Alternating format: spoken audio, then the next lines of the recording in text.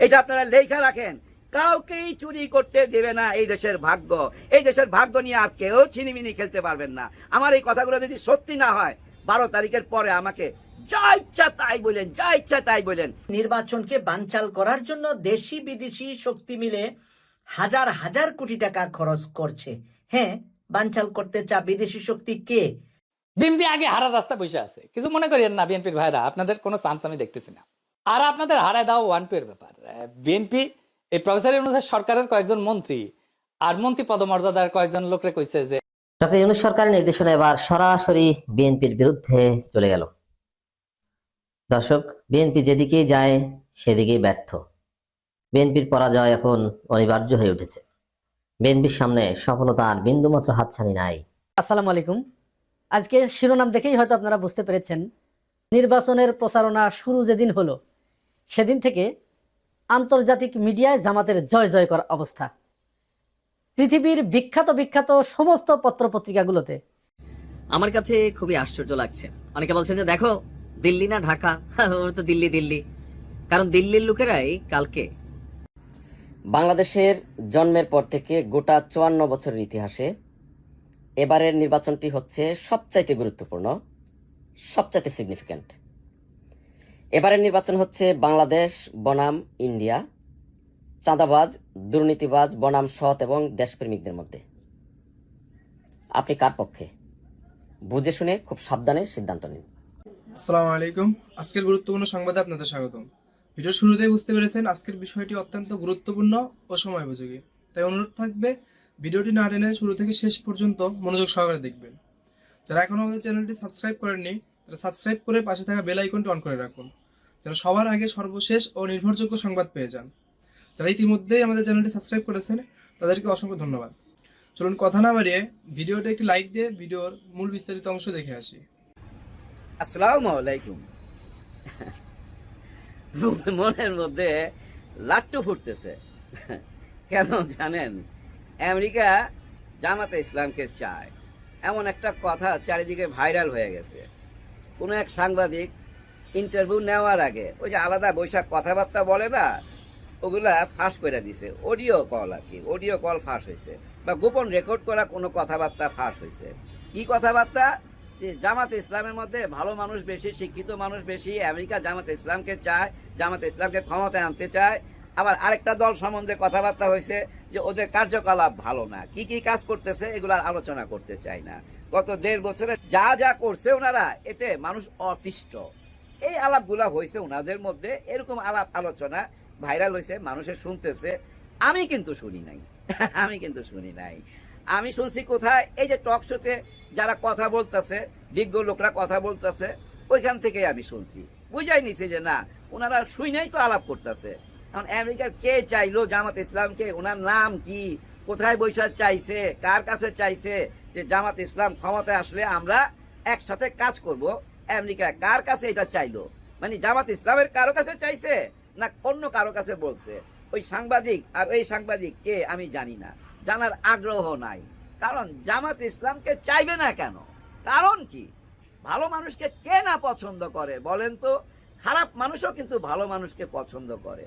জীবনে সুযোগ হয়েছে অনেক খারাপ মানুষের সাথে উঠা বসা করার, কিন্তু ওদের কথা থেকে আমি একটা জিনিস বুঝছি, ওরা যখন নিজেরা নিজেরা কথা বলতো না, কোনো ভালো লোকের নাম সামনে চলে আসলে বেটা বাদ দে, উনি একটা ভালো মানুষ, এরকম ভাবে বলতো। মানে কেউ যদি টার্গেট করায় দিতে চাইতো কোনো ভালো লোককে বড় বসের কাছে, তখন ওই বস বলতে আসে যা বেটা বাদ দে, উনি ভালো মানুষ। তার মানে ভালো মানুষের মূল্য সবাই কাছে আছে। চীন কেন ভালোবাসে? আমি তো মনে করি চীনও জামাতকে ভালোবাসে। টার্কি ভালোবাসে, পাকিস্তান ভালোবাসে, মিশর ভালোবাসে, কে না ভালোবাসে? সবাই ভালোবাসবে। এবং একটা টাইমে আইসা না দেখেন গবেষণা করবে যে এমন একটা দল, যে দলকে গত 16টা বছর দাবায় রাখছে মাটির নিচে, গাছে পানি দেয় নাই, পাথর দিয়া চাপা দিয়া রাখছে, কোনো মতো যেন এই গাছটা অঙ্কুর বাইর না করতে পারে। আর যতবারই অঙ্কুর বাইর করছে ততবারই ছাগল দিয়া খাওয়াই দিছে। হ্যাঁ ভাই, যতবারই মাথা চারা দিছে ততবারই ছাগল দিয়া খাওয়াই দিছে। ছাগল পালে তো ভাই, হ্যাঁ, বড় বড় দলরা, এই দলের বড় বড় নেতারা, ওরা কিন্তু ছাগল পালে, ওই ছাগল দিয়া খাওয়াই দেয়। তারপরে এই দলটা কিভাবে টিকা ছিল? যদি কোনো কারণে এই 12ই ফেব্রুয়ারিতে ওনারা ক্ষমতায় চলে আসে, তাইলে ওনাদেরকে নিয়ে না গবেষণা করবে। আশেপাশে যত মুসলিম কান্ট্রি আছে না, তারা তো করবেই। অন্য ধর্মের মানুষরাও যার যার দেশ থেকে না গবেষণা করবে। কেমনে সম্ভব হইলো মাত্র 1.5 বছরে এত বড় সফলতা? 1.5 বছরের আগের ঘটনা তো আমরা জানি না, কারণ ওইটা তো গুপ্ত, ওইটাই সুপ্ত। ওই গুপ্ত আর সুপ্ত রহস্য তো আমরা জানি না, কিন্তু তারপরেও আমরা দাবি করতে পারি যে আমরা জানি, আমরা দেখতে পাইতাছি। তো ভাই, একটা গাছ হঠাৎ করে 1.5 বছরে বট গাছ হইতে পারে না? এর গোড়া পত্তন হয়েছিল অনেক আগে থেকে। তারপরে আমরা দেখলাম কবে? 5ই আগস্টের পরে আমরা বুঝা ফেলাইলাম, যখন শেখ হাসিনা বলল যে আমাকে এই দেশ থেকে তাড়াইছে এই জামাতে ইসলাম আর এই ছাত্র শিবির। হ্যাঁ ভাই, ভিকটিম নিজেই বলতেছে যে আমাকে এই আর এই অপদস্থ করছে এবং বেজ্জতি করে আমাকে দেশ থেকে তাড়াইছে। এদের দিকেই আঙুল দিছে।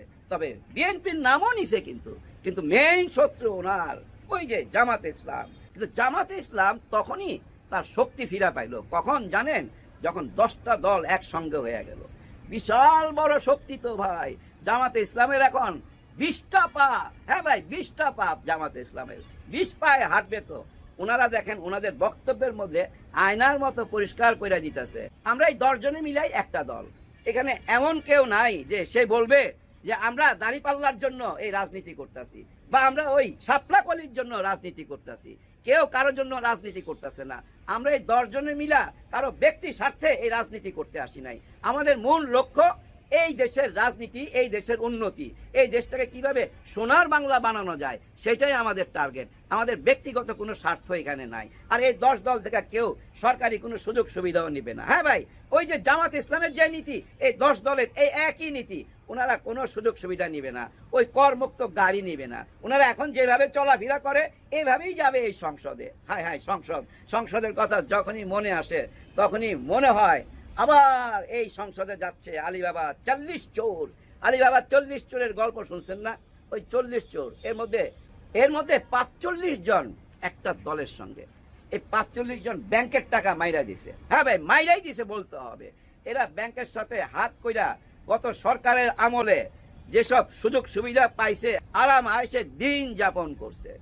গত 16 বছর ওই বড় দলটার কোনো আন্দোলন সফল হচ্ছিল না। কেন? কারণ এই সুযোগ সুবিধা পায়া এরা কেউ আন্দোলন করতে দেয় নাই। গত সরকারের আপা এদেরকে এইসব সুযোগ সুবিধা দিয়া মুখ বন্ধ করে রাখছিল। আপার নাম মুখে আসলো কেন? ও হ্যাঁ, আমাদের মির্জা ফখরুল সাহেব আপা ডাকছে। হ্যাঁ হ্যাঁ রে, উনার আপা। হ্যাঁ, উনার আপা। অনেক দিন পর উনার মুখে শুইনা না আপা ডাকটা, মনে হইলো যে আরে আপারে ফিরে আনা উচিত।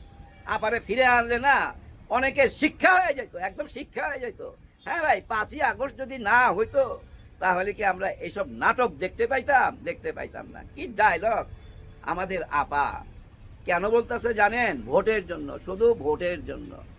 উনি বলতে চাচ্ছে তোমাদেরকে কেউ আর মামলা দিবে না, তোমাদেরকে কেউ আর হামলা করবে না। কেন বলতেছে জানেন? এটাও একরকম ভয় দেখানো। আপনাদেরকে বুঝতে হবে কিন্তু ব্যাপারটা।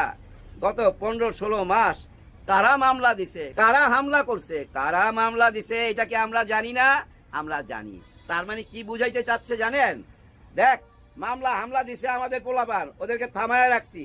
ভোট দিয়ে আমারে জিতায় নিয়ে আয়, দেখবি আগের মামলাও তুইলা ফালামু, সব কিছু আয়নার মতো পরিষ্কার করে দেবো। খালি আমার মিছিলের লগে থাকবি আর আমারে ভোট দিবি, এইটাই বুঝাইতে চাইছে। আর যদি না দেস তাইলে কিন্তু আমি টের পামু ক্ষমতায় আসার পর এই মামলা কিন্তু আবার ডবল কইরা দিতে পারি।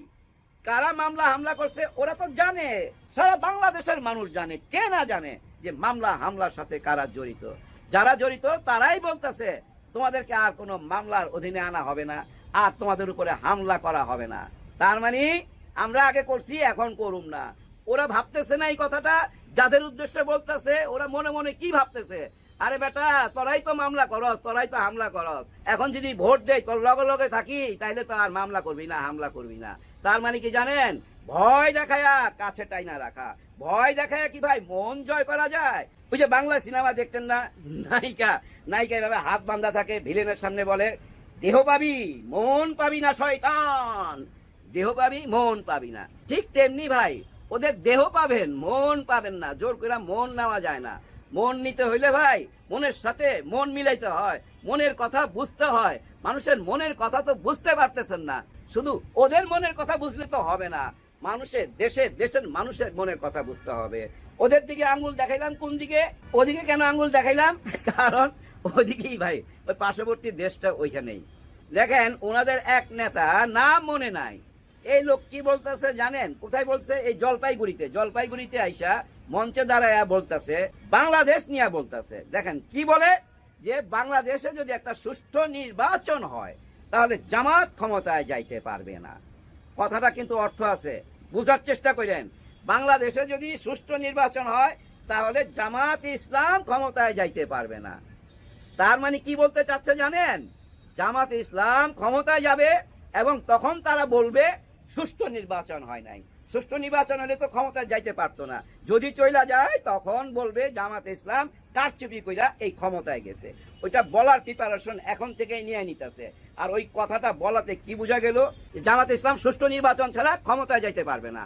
তার মানে ওরা বুঝা ফেলাইছে জামাত ইসলাম ক্ষমতায় যাচ্ছে। হ্যাঁ ভাই, একদম কনফার্ম থাকেন। আমেরিকার মতো দেশ যদি বুঝতে পারে, তারা কেন বুঝতে পারবে না? যে ধাক্কা খাইছে, হায় হায়, যে ধাক্কা খাইছে 5ই আগস্টে 2024-এ, হ্যাঁ ভাই, পুরা ওদের গোয়েন্দা গোষ্ঠী থেকে আরম্ভ করে দেশের গোয়েন্দা গোষ্ঠী এবং এই দেশের যারা শত্রু ছিল সব, এবং এই শেখ হাসিনার যারা দালাল ছিল, পুরা দালাল গোষ্ঠী সবাই তো পালায় গেছে। ঠিক আছে, দেশের মধ্যে যারা আছে তারাও আমার মনে হয় ওরা এখন বুঝতে পারতেছে শেখ হাসিনার অন্যায়টা। কারণ কি জানেন? উনার ছেলেই তো বুঝতে পারছে। জয়ের এই যে ইন্টারভিউ দেখেন নাই বিবিসির সাথে, উনি বলছে না যে তার মা রাজনীতি করবে না? তার মানে জয় বুঝতে পারছে, তাহলে তার কর্মীরা বুঝতে পারবে না? দি এন্ড হয়ে গেছে শেখ হাসিনা, দি এন্ড। উনি একজন দড়ির আসামি ভাই, দড়ির আসামি। বুঝা নিয়েন কথাবার্তা, হ্যাঁ ভাই, বুঝা নিয়েন। যার জন্য উনি আর আসবে না। জয়ের আসার সম্ভাবনা আছে যদি ভালো কিছু দেখাইতে পারে। কিন্তু ভালো কি দেখাইতে পারবে? না, দেখাইতে পারে নাই। না, দেখাইতে পারে নাই। মানুষ তার স্বভাব থেকে বের হয়ে আসতে পারে না। ওই সুট কুট কইরা ভাই যতই মুখস্থ কইরা আইসা ইন্টারভিউ দেখ না কেন, ওর ভিতরের রূপটা তো আমরা দেখা ফেলাইছি ভাই, দেখা ফেলাইছি। এই যে 5ই আগস্টের পরে আমরা তো অনেকের রূপ দেখছি না? এই যে 5ই আগস্টের পরে আমরা অনেকের অনেক রূপ দেখছি। আমরা বুঝতে পারি ভাই, রাজনীতি কেন বুঝুম না? সাধারণ ব্যাপার তো, সাধারণ অঙ্ক। এই অঙ্কটা এখন জনগণ বুঝতে পারে। আর এই বুঝতে পারার পিছনে কার হাত বেশি জানেন? কার হাত বলেন তো? এই সোশ্যাল মিডিয়া। এই সোশ্যাল মিডিয়া আমাদেরকে সত্য মিথ্যা বুঝার ক্ষমতা অর্জন করে দিছে। এই সোশ্যাল মিডিয়া না আমাদের সামনে সত্য মিথ্যা তুলে ধরে, আর আমরা বুঝা নেই কোনটা সত্য কোনটা মিথ্যা, কোনটা নাটক। হ্যাঁ ভাই, কোনটা নাটক। মানুষ না রাজনীতিতে না স্বচ্ছতা চায়, সততা চায়। মানুষ ওইসব 2 নম্বরই কথাবার্তা আসলেই পছন্দ করে না। একজন সাধারণ ওই যে ভ্যান চালক, রিক্সাওয়ালা ভাই, উনিও পছন্দ করে না। আবার আপনি উপরের লেভেলে যান, উপরের একদম হাই লেভেলে যান, উনিও পছন্দ করে না। আর না করার পিছনে ওই যে আমরা জ্ঞান অর্জন করছি সোশ্যাল মিডিয়া থেকে, ওইখান থেকে জ্ঞান অর্জন করে আমরা এখন সত্য মিথ্যা বুঝতে পারি, এবং কি আপনাদের না বলা কথাও বুঝতে পারি, এবং আগামীতে যে কি বলবেন সেটাও বুঝতে পারি। এই যে শিলিগুড়ি থেকে যে নেতা ভারতের এই কথাটা বললো, এই কথাটা দেখবেন এখন এখানে ছড়ায় যাবে। এই আগামী 5-6 দিনের মধ্যে এই ধরনের কথা উঠে আসবে। কি কথা? যে সুষ্ঠু নির্বাচন হইলে জামাত ইসলাম ক্ষমতায় যাইতে পারবে না। তার মানে জামাত ইসলাম একটা কারুকাজ কইরা, কোনো ম্যাট্রিকুলাস ডিজাইন কইরা ক্ষমতায় যাবে। যদি পাশ কইরা যায় তখনই বলবে আমরা আগেই বলছিলাম তো, আমরা তো আগেই ষড়যন্ত্রের ইঙ্গিত দিছিলাম। সেভাবেই তো নির্বাচন হইলো এবং সেভাবে পাশ হয়ে গেল। এই নির্বাচন মানি না। এই ধরনের সিচুয়েশন এই দেশে আসবে, আপনারা অপেক্ষা করেন। যার সিমটম, যার ট্রেইলার চালায় দিছে ওই জলপাইগুড়ি থেকে, এবং ভারতের মিডিয়া তো একই কথা বলতেছে যে বাংলাদেশে সুষ্ঠু নির্বাচন হবে না। যদি সুষ্ঠু নির্বাচন হয় জামাত ইসলাম ক্ষমতায় যাইতে পারবে না। তার মানে জামাত ইসলাম ক্ষমতায় গেলেই এরা ঝাঁপায়া পড়বে এই দেশের নির্বাচন সুষ্ঠু হয় নাই। তখন কি করবেন? তখন কি সিদ্ধান্ত নেবেন? এটার একটা চিন্তার ব্যাপার না? হ্যাঁ, এটা একটা উপায় আছে। সেই উপায়টা কি জানেন? আপনি আমি সবাই মিলে না সত্যটা তুলে ধরবো, এবং ওই যে নির্বাচন কেন্দ্র পাহারা দিতে হবে। 3 দিন লাগবে ভাই, 3 দিন কষ্ট করতে হবে সবাইকে। বিশেষ করে এই দেশের তরুণদেরকে কষ্ট করতে হবে, যারা জুলাইয়ের গণ অভ্যুত্থানে নাইমার ছিলেন রাস্তায়। আপনারা মনে করবেন এই 12 তারিখ সেই জুলাইয়ের গণ অভ্যুত্থান, আপনারা সবাই রাস্তায় নাইমা যাবেন। আর কেউ থাকুক না থাকুক, অনেকে বলতেছে না তাজ্জুদের নামাজ পড়া চলে আসবেন, অনেকে বলতেছে এখানে এসে ফজরের নামাজ পড়বেন। যে যেভাবেই আসেন না কেন, একটা চমক দেখবেনই আপনারা। পুলিশের সাথে, আর্মির সাথে, র্যাবের সাথে, আনসারের সাথে এমন কিছু মানুষ দেখবেন। এই দেশের নতুন জওয়ান ছেলেরা হয়তো কোনো একটা সুন্দর ড্রেস পরা, লাল সবুজের পোশাক পরা মাঠে নাইমা গেছে। হাতের মধ্যে হয়তো থাকতে পারে বাঁশের কঞ্চি। সেটা কেন? পতাকা উঠাইবার জন্য পতাকা নিয়ে আসতে হবে, তো সে পতাকার জন্য বাঁশের কঞ্চি লাগবে, ওইটা নিয়ে সবাই পাহারা দিবে, সবাই রাস্তায় নাইমে আসবে। এটা আপনারা লেখা রাখেন, কাউকেই চুরি করতে দেবে না এই দেশের ভাগ্য। এই দেশের ভাগ্য নিয়ে আর কেউ ছিনিমিনি খেলতে পারবেন না। আমার এই কথাগুলো যদি সত্যি না হয়, 12 তারিখের পরে আমাকে যা ইচ্ছা তাই বলেন, যা ইচ্ছা তাই বলেন, আমি ক্যামেরার সামনে এসে দাঁড়ায় থাকুন, আপনারা গালি দিবেন, আমি মাথা পাইতা নেবো। হ্যাঁ, আপনারা আমার জাহাপনা, আমি জি হুজুর বইলা মাথা পাইতা, আপনারা যা সাজা দিবেন সে সাজাটাও আমি ভোগ করতে রাজি। যদি বলেন যে ভাই ইউটিউবে কোনোদিন আসতে পারবেন না, আসুন না, কথা দিয়া গেলাম। ডক্টর ইউনূস সরকারের নির্দেশনা এবার সরাসরি বিএনপির বিরুদ্ধে চলে গেল। দর্শক, বিএনপি যেদিকেই যায় সেদিকেই ব্যর্থ। বিএনপির পরাজয় এখন অনিবার্য হয়ে উঠেছে। বিএনপির সামনে সফলতার বিন্দুমাত্র হাতছানি নাই। অতএব দর্শক, এই সম্ভাব্য হারু পার্টিকে কেউ ভোট দিবেন না। আত্মীয় স্বজন যে যেখানে আছে সবাইকে জানিয়ে দিন, এদেরকে ভোট দিলে আপনার ভোট পচবে। কারণ এরা সবকিছু লেজে গোবরে মাখিয়ে ফেলেছে, এদের পক্ষে জেতা সম্ভব নয়। এখনো যারা মনে করছেন বিএনপি জিতবে, আপনারা ওই ডাকসু ইলেকশনের আগে যেরকম একটা হ্যালুসিনেশনে ছিলেন যে ছাত্রদল জিতবে, কিন্তু ফলাফল আন্ডা, এখনো সেই হ্যালুসিনেশনে আছেন। অতএব এই সম্ভাব্য হারু পার্টি বিএনপির পক্ষে থাকেন না, লাভ নাই, জেতা পার্টির সাথে থাকেন। ভোট নির্বাচনী প্রচারণার প্রত্যেকটা ধাপে ধাপে বোঝা যায় যে বিএনপি কিভাবে ডাব্বা মারছে, পরাজিত হচ্ছে। দর্শক, ডক্টর ইউনূস সরকার একটা নির্দেশনা, আপনারা জানেন যে সরকারিভাবে ডক্টর ইউনূস সরকার হাবটের পক্ষে প্রচারণা চালাচ্ছে, জামাত এনসিপি হাবটের পক্ষে প্রচারণা চালাচ্ছে। কিন্তু ইন্টারেস্টিংলি তারেক রহমান হাবট দিতে বলেছে, অথবা বিএনপির সমাবেশে হাবটের লিফলেট থাকে, ফেস্টুন থাকে, অথবা বিএনপি হাবটের পক্ষে প্রচারণা চালায়, কোনো প্রমাণ দেখান তো? কোনো প্রমাণ নেই। বিএনপি কি করে? সর্বোচ্চ যদি আপনি পেঁচিয়ে ধরতে পারেন যে তুমি হাবটের পক্ষে না বিপক্ষে, তখন বলে যে না আমি হাবটের পক্ষে, কিন্তু হাবট দেন জনগণকে আহ্বান জানায় না। হাবটের পক্ষে বিএনপির কোনো কার্যক্রম নাই, এবং বিএনপি স্পষ্ট করে বলে দিয়েছে যে গণভোটের প্রচারণা চালানো বিএনপির দায়িত্ব নয়। হ্যাঁ, এটা ঠিক, গণভোটের প্রচারণা চালানো বিএনপির দায়িত্ব নয়, কারণ বিএনপি তার জুলাই ভিত্তিক দল নয়, বিএনপি তার জুলাইয়ের পক্ষে শক্তি নয়। বিএনপি হচ্ছে বাংলাদেশ জাতীয়তাবাদী জুলাই ভুলিয়ে দেওয়া পার্টি, বাংলাদেশ জাতীয়তাবাদী সংস্কারে আপত্তি পার্টি।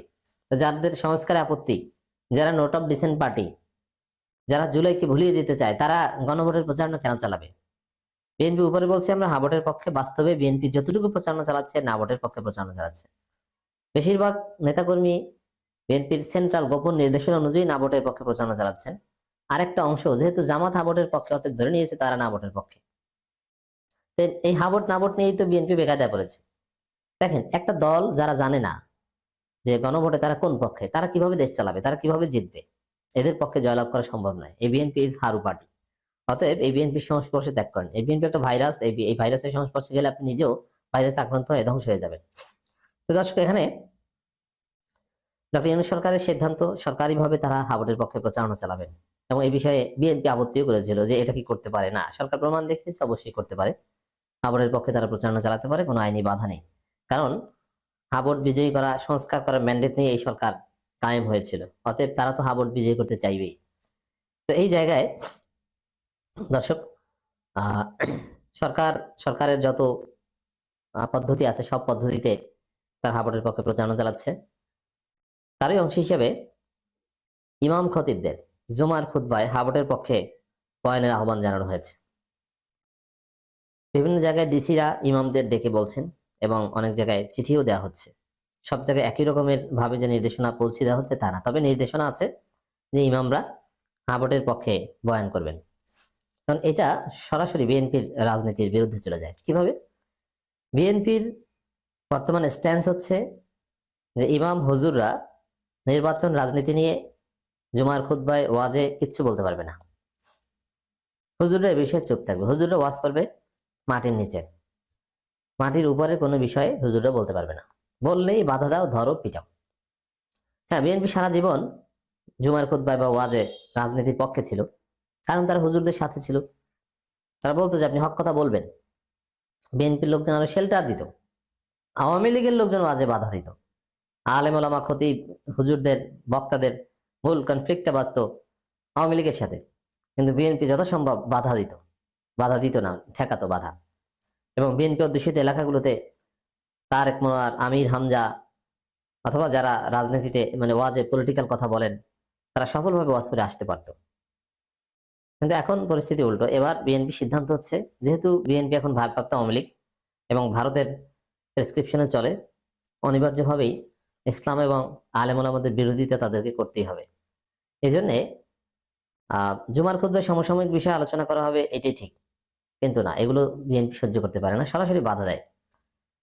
দেখেন বিএনপি নিজেরা কিভাবে, ওই যে সাদিক কায়েম একবার ফেসবুক পোস্ট দিয়েছিল ওসমান আলী গুলিবিদ্ধ হওয়ার পর, যে চান্দাবাজদের খবর আছে, গ্যাংস্টারদের খবর আছে, বিএনপি ঝাঁপিয়ে পড়লো যে আমাদেরকে সাদিক কায়েম দায়ী করেছে। মানে চান্দাবাজ গ্যাংস্টার বললে ওরা মনে করে যে বিএনপি, ওরা নিজেদের গায়ে টেনে নিয়েছে, নাম্বার ওয়ান। দ্বিতীয় হচ্ছে দুদক, নির্বাচন কমিশন, আলেম ওলামারা, তারা বলে সৎ প্রার্থীকে ভোট দিবেন, শত যোগ্য প্রার্থীকে। এটা বললেই বিএনপি খেপে যায়। হ্যাঁ, আপনি এটা কেন বললেন? আবার বলে যে চান্দাবাজে ভোট দিবেন না, এটা বললেই খেপে যায়। কেন বললেন আপনি? এটা ওয়াজের ময়দানে বলেছে, কিন্তু অন্যায়ের বিরুদ্ধে, কার পক্ষে বলেন নাই। তাহলে দেখেন একটা দল কতটা দেউলিয়া হলে শত যোগ্য প্রার্থীকে ভোট দিতে বললে ইমামকে মারতে দেয়। কুমিল্লায় বা যে কোনো একটা জায়গায় একটা ভিডিও দেখলাম, আমাকে পাঠানো হয়েছে। খতিব বলছেন, এই লাস্ট শুক্রবারের কথা, আপনারা তো দুই দিন আগে শুক্রবার গেছে, এখন 2 দিন পর শুনছেন। খতিব বলছেন যে শত যোগ্য প্রার্থীকে ভোট দিবেন, আর কিছু না। তাকে বিএনপির লোকজন মারতে এসেছে। আবার কেউ যদি বলে চান্দাবাজদের ভোট দিবেন না, বিএনপি তাকে মারতে আসবে।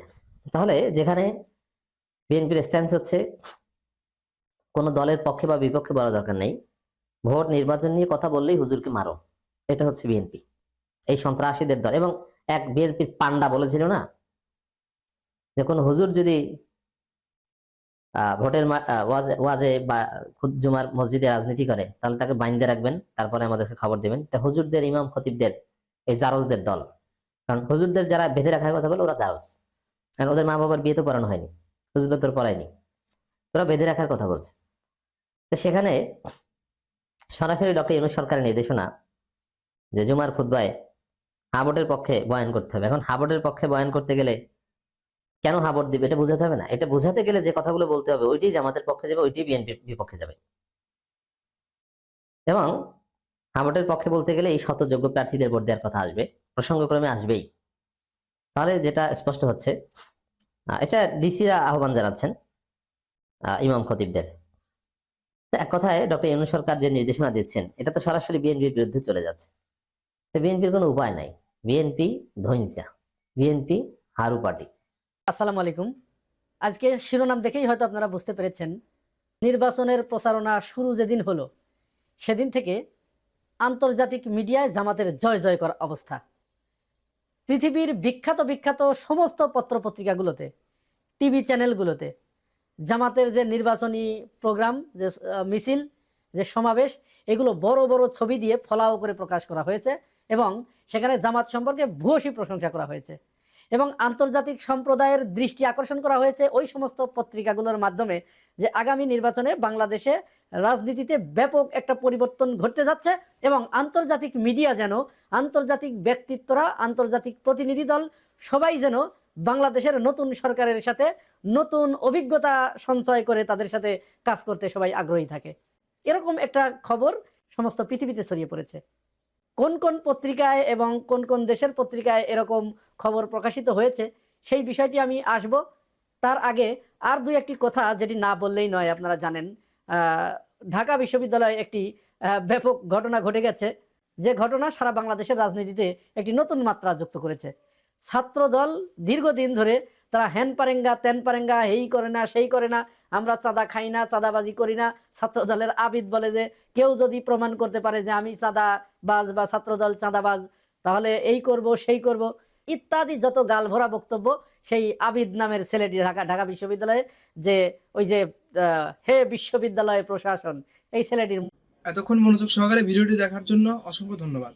ভিডিও সম্পর্কে আপনার কোনো মতামত থাকলে অবশ্যই কমেন্ট সেকশনে জানাবেন। যারা এখন আমাদের চ্যানেলটি সাবস্ক্রাইব করেননি, তারা চ্যানেলটি সাবস্ক্রাইব করে পাশে থাকা বেল আইকনটি অন করে রাখুন, যেন সবার আগে সর্বশেষ সংবাদ পেয়ে যান। দর্শক ভালো থাকুন, সুস্থ থাকুন, আল্লাহ হাফেজ।